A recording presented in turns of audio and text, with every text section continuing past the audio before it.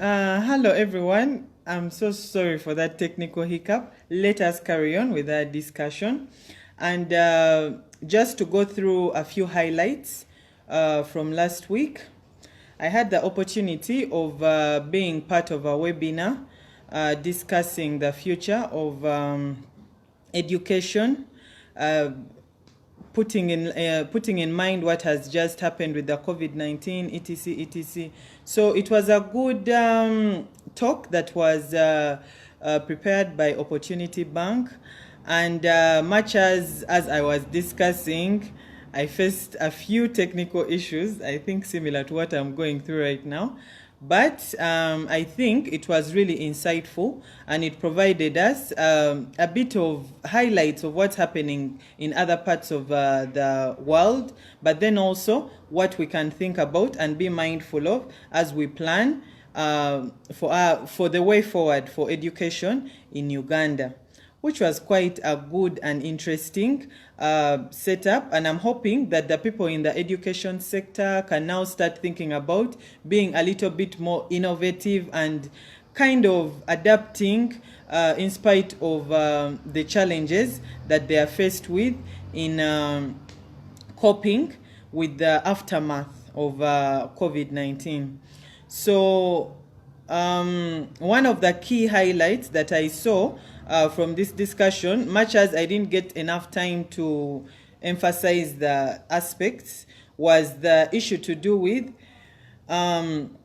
the education sector looking into various other income streams apart from the brick and mortar arrangement where people have to sit in a classroom to be educated, but now incorporating the various other platforms from which students can study, but still channeling these down to the system in which parents can still pay for these services. And as they are doing this, schools and education entities have to think of how much more they can cut on their expenses, maximize, basically plan better for their expenditures so that they can be able to survive when it comes to handling their financial position going forward. So much as most of the students are at home, the pupils are at home, parents are putting in an effort to educate them and all, it's still, we are really hopeful that the ministry and the overseers of this sector can put in place the necessary SOPs so that the education system in Uganda can get back on track. So it was a good discussion that we had this week, and it also brought to mind the technicalities that come up as we are trying to use some of these technologies to communicate this new approach of doing things. It's a little bit complicated somehow, but we shall be able to understand it. And much as one of the things we focus on is financial literacy, we're going to move into a trend of digital literacy, whereby we need to understand how to use most of these gadgets, most of these applications that can enable us to communicate better and still provide the services that we need to roll out cost effectively, with value for money, and ultimately get back on track in sustaining our segments of the economy. So Kabahweza, thank you for joining. Moses, Peter, Evans, thank you so much for joining. Okay, now last week we started off with our discussion on financial discipline, and we really emphasized the fact that we need to be mindful of every financial decision we make. Now, much as this week I needed us to have a build up on the topic of financial discipline, I'm going to take us back a bit today for us to reflect.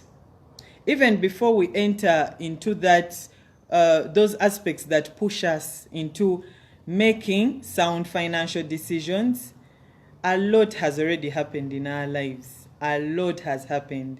Some of us have made money mistakes that have put us into situations that we can't believe we have survived at this point. So today I wanted us to share a bit more about money mistakes and what are some of the mistakes that we could have made with our money as we are struggling to make the right decision, but ultimately we have been able to survive and reach this point. So as I carry on with the discussion, I'm requesting for the rest of us that are listening in, if you can remember offhand one of the scenarios where you could have made a mistake with your money. Possibly you made a mistake and for example, you could have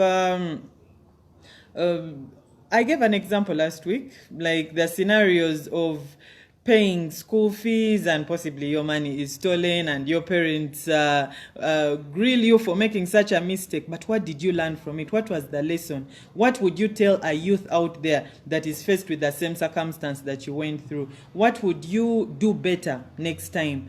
What are some of the various ways in which you plan to make better financial decisions based on the mistakes that you may have faced back in the day? So for us that are able, just share with us briefly one of those scenarios where you could have made a mistake with your money, but at this point you have learned a lesson out of it. So as we are trying to reflect on that, we shall carry on with the topic of money mistakes.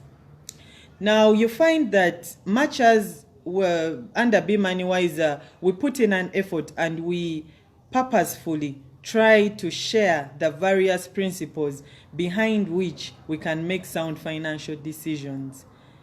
Life has so many other dynamics that are over and beyond finances. Are we together? So there is no one package that fits all. There is no one formula that I can say can work for everyone, regardless of the topic that you're looking at under managing finances. And along the way, you get the information that you have, add on your various experiences, and then ultimately be able to make a right decision over time. And from your experiences, the people that have encountered more and more scenarios to do with financial decision making end up learning more and more how to maneuver through those various scenarios. So yeah, I'm still waiting. Share with us some of the mistakes that you've ever made with your money and possibly a lesson that you learned out of it. Now, under Be Money Wiser, we make it a point to share the various principles. But as we are sharing these principles, at the back of our minds we are thinking, will these people apply the principles at the right time? Are we together? Much as possibly you may hear a principle today, a scenario where you need to apply that principle, you may be faced with that scenario possibly 6 months from now, or you may be faced with that scenario 2 years from now. But at the time you're faced with a scenario where you need to apply this information, are you ready to make the right decision at the right time is the question. So at the end of it all, money mistakes are closely linked to what we talked about last week, financial discipline. The more you may fall back on one aspect is the more you will learn next time. And the more you will be more confident to know that this is the right thing to do or not, based on what you could have experienced as possibly a money mistake or simply something in your past that enabled you to understand a given aspect better. Now, today I'm going to share with you a few examples and a few mistakes that we are making with our money. But at the end of our discussion, you need to be able to be mindful and make better decisions going forward in a more decisive and confident manner. Now, I'm going to start with the aspect of saving. One of the biggest money mistakes we make with saving, and I think I shared a bit of this during the week, is we think that we can save after we have spent. So over the years, not just in Uganda, but world over, you find that people believe that, you know what, let me cater for all the issues that I have in my life.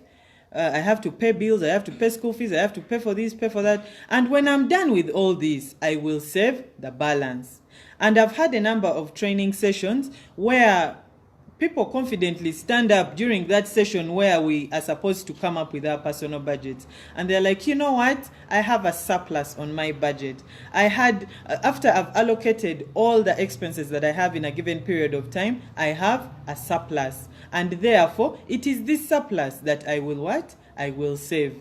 But as you carry on with the discussion, such persons realize that they had actually left out other things that they spend money on, thinking that they had covered it all.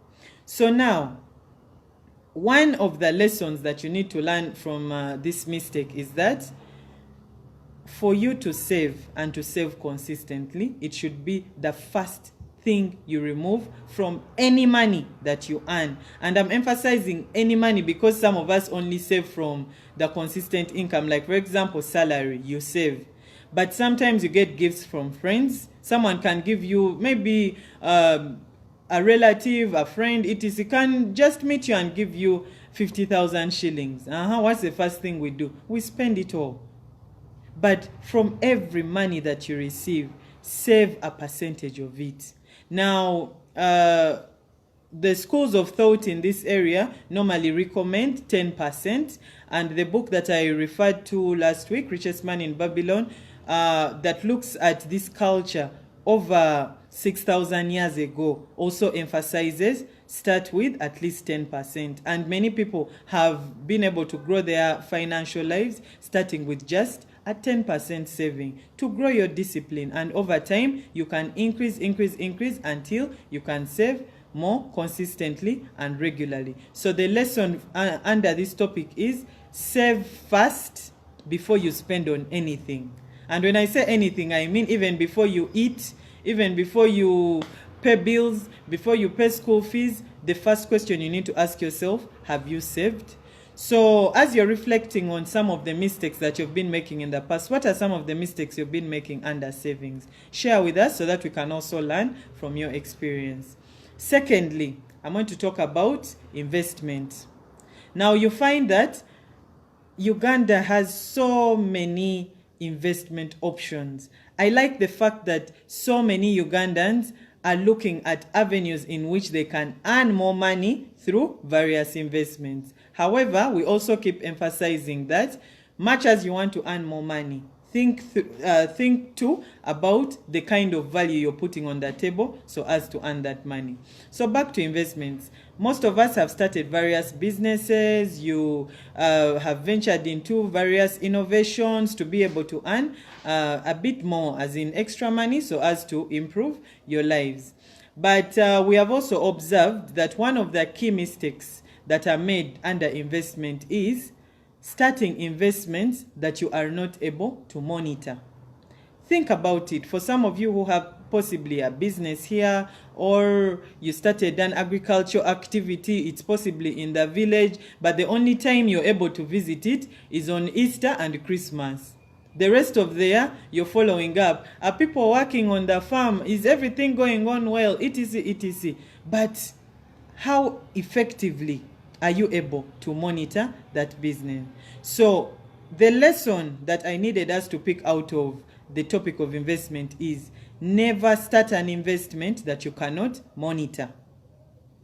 Think about the mistakes you've made. How many ventures have you put your money into and you did not think through that, you know what, I actually do not have time to monitor this business? And sometimes we lose, we do not even have proper systems in place to run the business. Your workers may steal your money or your stock left, right, and center. You may find that customers are also, taking advantage of the loopholes in your business. The insecurity, possibly you lost a few assets here and there because of venturing into something you cannot monitor. And then we have long-term investments, for example, buying land, where we assume that, okay, because it is land is always there, it cannot go anywhere. And then you go and visit it 2 years down the road and you find someone constructed a house there. So much as it is just land, you bought land in a place, or you bought land that you could not monitor, you could not visit once in a while to check on it and see that, yeah, the land is okay, it is, there are no squatters, there is no one that has encroached on it, etc. It's also supposed to be monitored. Now, what are some of the experiences you've gone through under investment that you have possibly made a mistake here and there? And you can also share with us the lesson that you got out of it. Now, retirement. Retirement is a tricky topic. Some of us normally don't think that far. We're just thinking of survival today. And now the COVID-19 dilemma has made it even worse. We are simply thinking about our survival.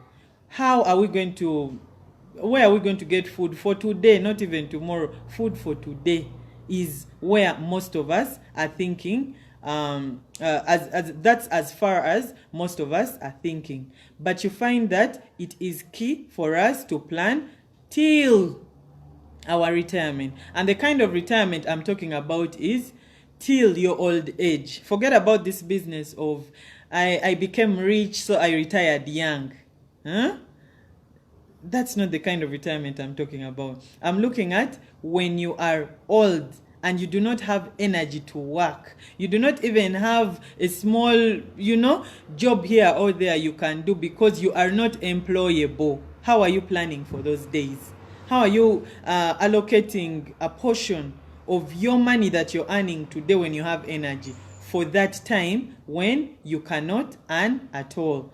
So it also reminds me of the ongoing discussion across the country about whether or not NSSF should give a percentage of the savings to the people who saved in the fund, etc.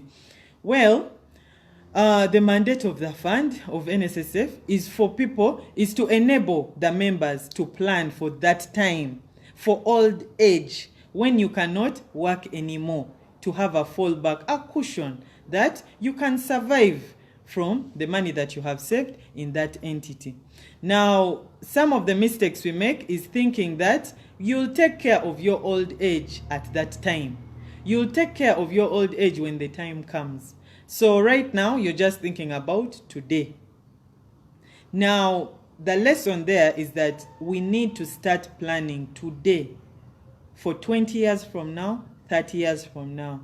And of course, if we are looking at being really, really money wiser, you're planning 2 generations after you on how you can, the people after you can survive and thrive with the resources that you have left available for them. So what are some of the mistakes or the misconceptions you may have had when it comes to planning for your retirement? Share with us so that we can know possibly a mistake that you could have faced as you were planning for your retirement. What are the key lessons that you have learned, and going forward to have something, to have a fallback, a fund somewhere that can support you even when you're older. Those are 3 key aspects that we have looked at. Savings. What are some of the experiences under savings? We have looked at investment. Are you monitoring your investments? And we have looked at retirement. How effectively are you planning? And what are some of the mistakes? Okay, it may not have been you, but the things that you're seeing out there. Possibly you have a relative. There are stories that I normally hear when I'm out there training of, relatives that possibly were very successful in your communities, and then years down the road, they are back to zero, like nothing happened throughout their lives, their lifetime.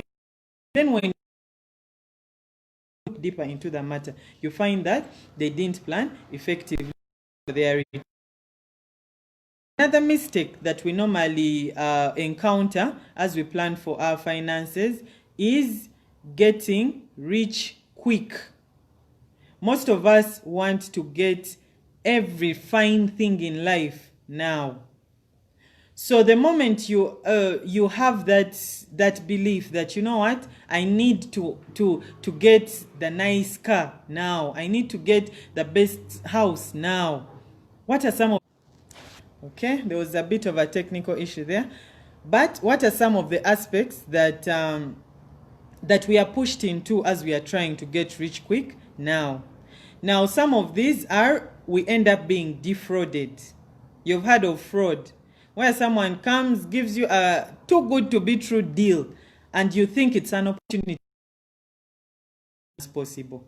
For example, someone tells you that you put your money into this and you get 80% profit back in 2 weeks or in 1 week. How feasible is that? How good is that investment that this person had to look for your money and not invest his own money to get that to get their money back?